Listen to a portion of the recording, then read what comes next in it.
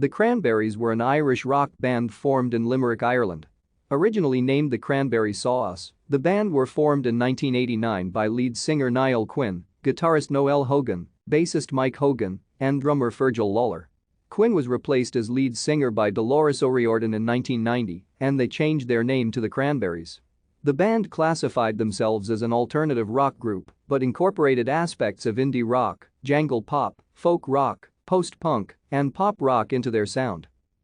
The Cranberries rose to international fame in the 1990s with their debut album, Everybody Else Is Doing It, So Why Can't We?, which became a commercial success.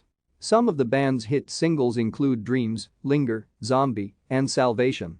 5 of the band's albums reached the top 20 on the Billboard 200 chart, and 8 of their singles reached the top 20 on the Modern Rock Tracks chart. In early 2009, after a 6-year hiatus, the Cranberries reunited and began a North American tour followed by shows in Latin America and Europe.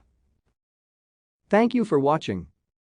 Like and subscribe if you would like to view more of our videos. Have a nice day.